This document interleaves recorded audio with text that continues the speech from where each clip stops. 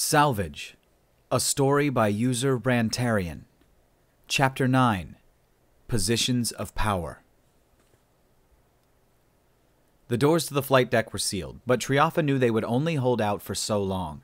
It had been just a few moments since the hunters had made aggressive contact with the flight deck, and in that time she'd found her prospects of a bountiful future diminishing with each ship that landed. 10, she said to the soldiers she'd summoned to her office.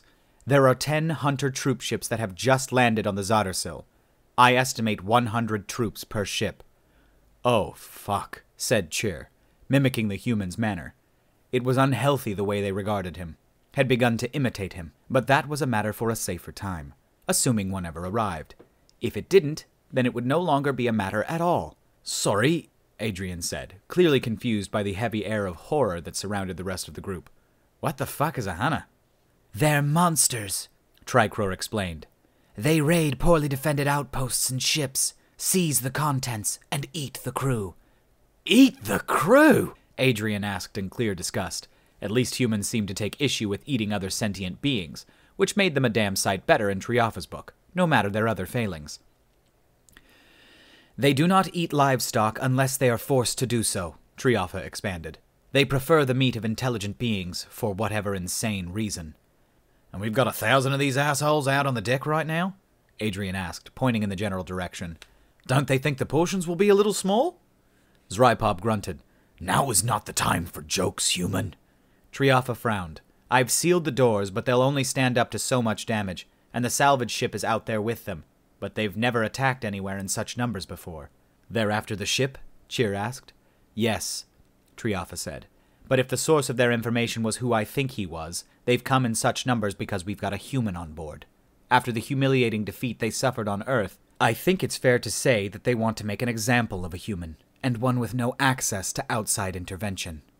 Everybody now turned to look at an increasingly uncomfortable Adrian. Everybody was looking at Adrian, like he was somehow going to figure out a way to single-handedly defeat 1,000 heavily armed soldiers who'd come ready to face a human. You've got to be fucking kidding me, he said.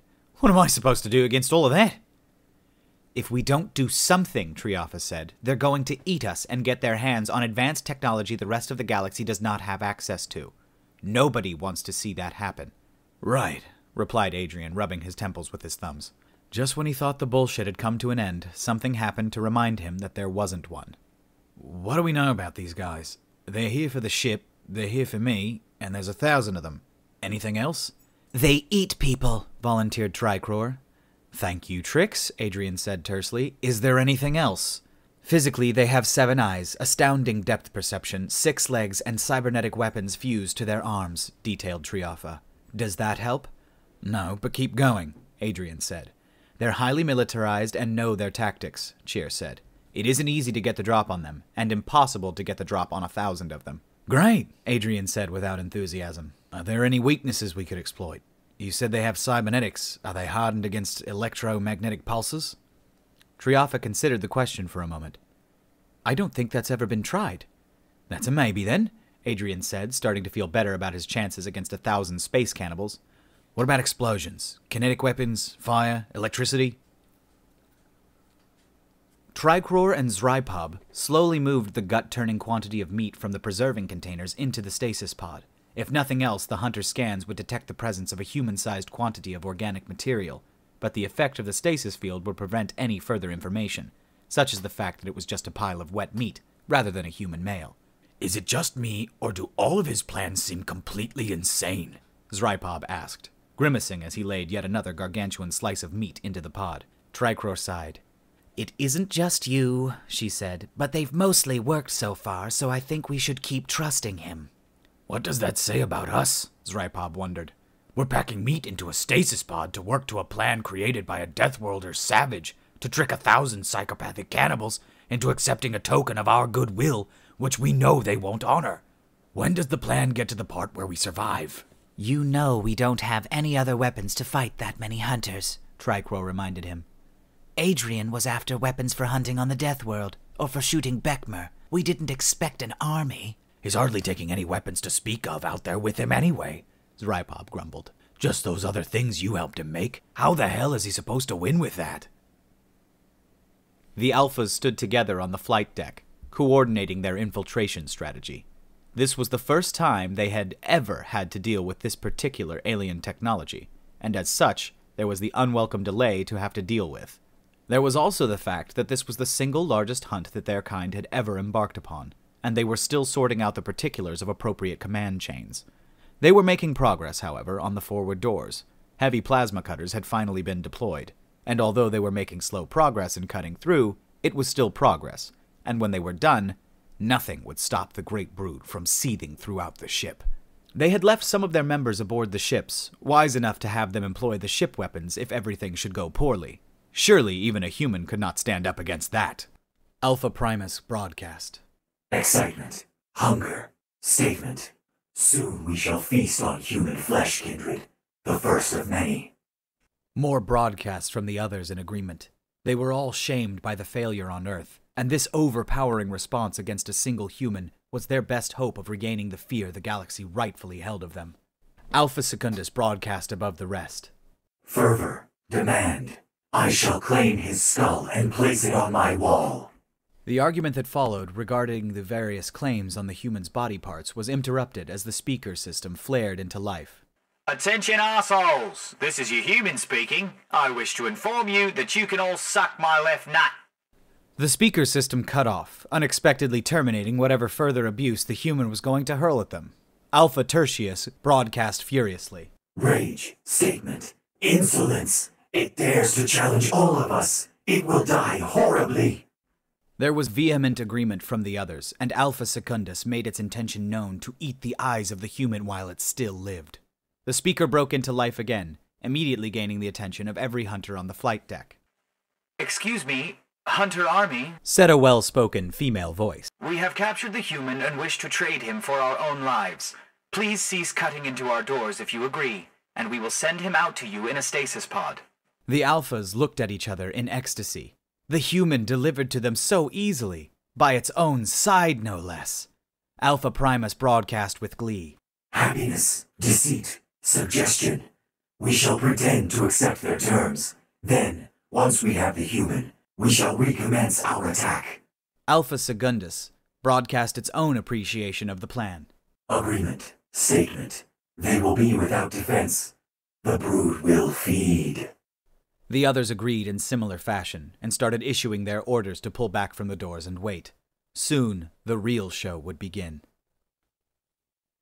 This is a terrible plan, you know, Trichlor told Adrian as she helped him with his gear. There's got to be another way. We haven't got a lot of time, Trix, Adrian said with some resignation. Believe me when I say I'd prefer I didn't have to do this, but from what you've all told me, I'm the only one who's going to be able to survive out there. Sorry, she said. But if we don't get access to the salvage ship... We're all fucked, he said. I know. We only have one shot at this. Just remember to carry a torch with you. I can echolocate, she said. He sighed. Of course you can. Looks like a bet, Sheila. Echolocates like a bet, Sheila. Are you ready to do this? She asked him, ignoring his rambling. Nobody's ready to do this, he replied with a half-hearted grin. But I'm still going to give it a red-hot go. The hunters leered in as one as the airlock door of the flight deck opened to reveal a stasis pod on an automated hoverlifter. It drifted slowly amongst them, and those closest watched with intense caution under the general suspicion that this was some kind of trap. Alpha Primus broadcast in delight as the scan reports came in positive to the presence of organic material, and negative to any unexpected surprises. Disbelief. Statement. It appears they really are so foolish. Alpha Secundus and Tertius chorused their mirth at the fact, and gave orders to initiate the plan. Finally, they would feast on the flesh of a human, even if it wouldn't be claimed in the traditional manner. Adrian watched the bug-like alien skitter around the pod, drawing back as a ship weapon turned and fired on the container.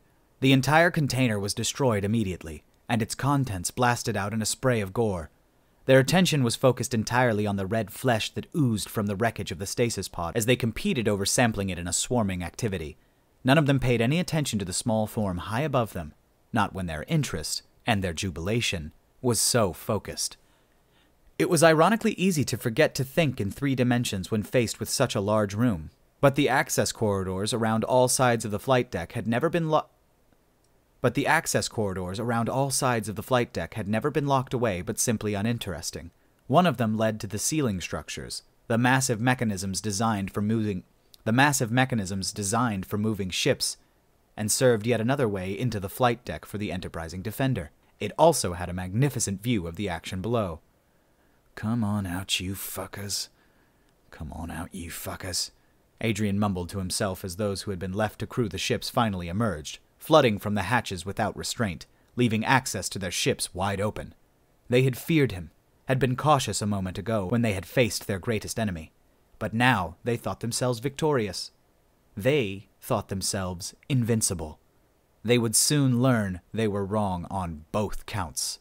He gritted his teeth and tied the leather cord to the structure at his feet, and then stuck the rubbery tube in his mouth. This was about to get unpleasant. There was something wrong with the taste of the meat, Alpha Primus realized. It didn't taste entirely fresh, nor did it have that certain something that belonged to sentient beings.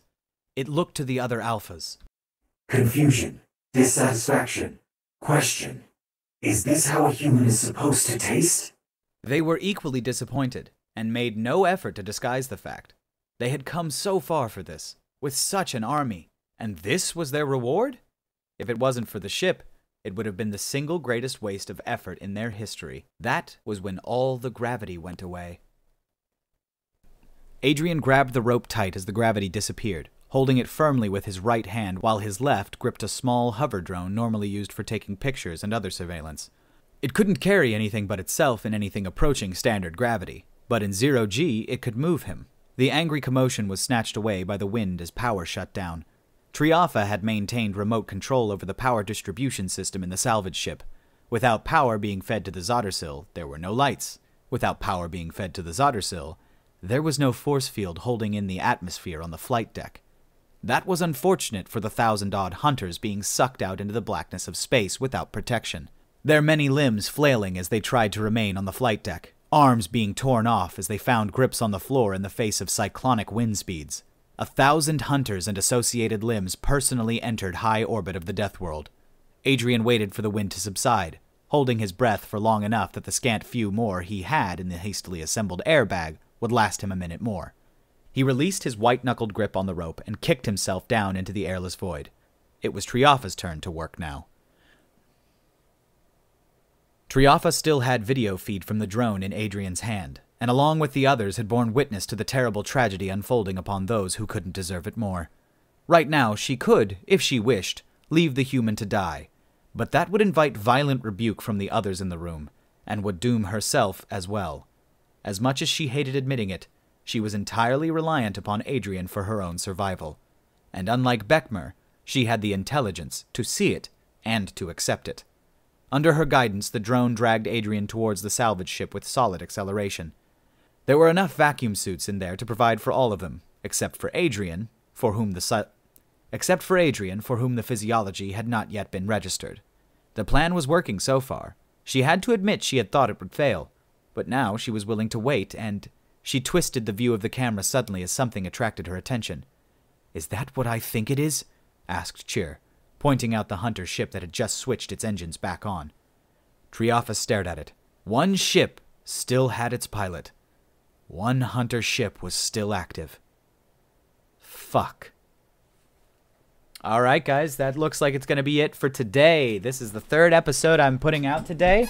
I hope you guys liked this one. I really enjoyed getting to voice the hunters' communications again. I really love the way that they've always sounded in my head, and I like that I can kind of give that to you guys as well. So thanks for watching, guys, and as always, if you enjoyed, please like, and if you're new here, go ahead and subscribe so you can get caught up with everything that I put out. Thanks, guys.